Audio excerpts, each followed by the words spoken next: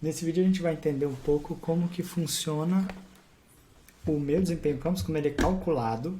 E para a gente entender, tem que ficar bem claro um conceito que é o de atividade e trilha. São coisas diferentes. As atividades são textos, imagens e outros elementos com exercícios abertos ou fechados, que é o que a gente chama de atividades vivas. Trilha é qualquer conjunto de texto, imagem ou outro elemento, podendo ou não conter exercício.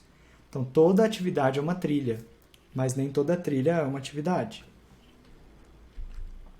Então, por que a gente precisa saber muito bem o que significa cada um desses termos?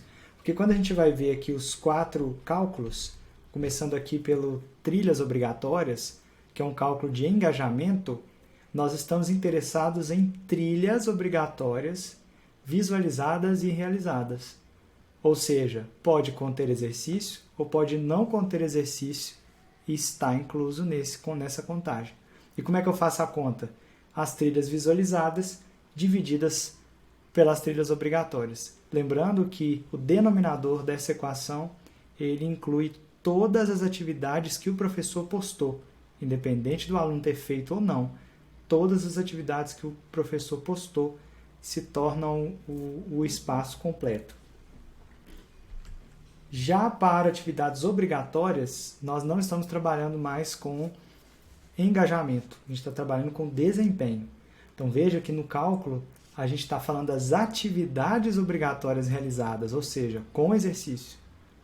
Todas as que o aluno fez, dividido pelos pontos distribuídos pelo professor nas atividades que o estudante fez.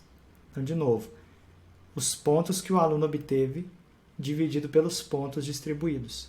Só que é importante que no denominador estão os pontos distribuídos nas atividades que o estudante fez e não na totalidade das atividades postadas pelo professor.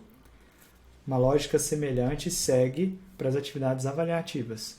De novo, não estamos falando de engajamento, estamos falando de desempenho, e fica a soma de todos os pontos obtidos pelos alunos nas atividades avaliativas, ou seja, com exercício, dividindo pelos pontos distribuídos nas atividades que ele fez. Novamente, no denominador só estão inclusas as atividades que o estudante realizou.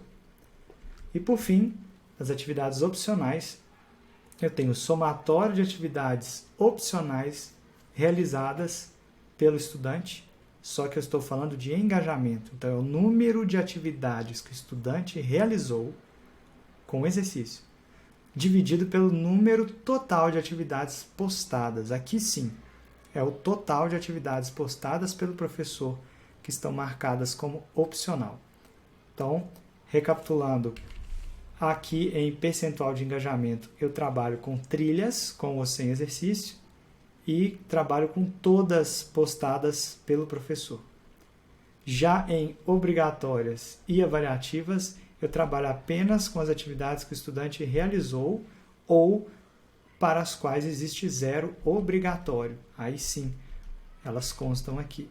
E por fim, as atividades opcionais, que eu estou trabalhando com engajamento também, porém, somente com atividades que possuem exercício. E assim, quando eu multiplico cada um desses indicadores pelo percentual de impacto que eles têm, ou seja, pelo peso que está aqui à direita, eu obtenho a nota final.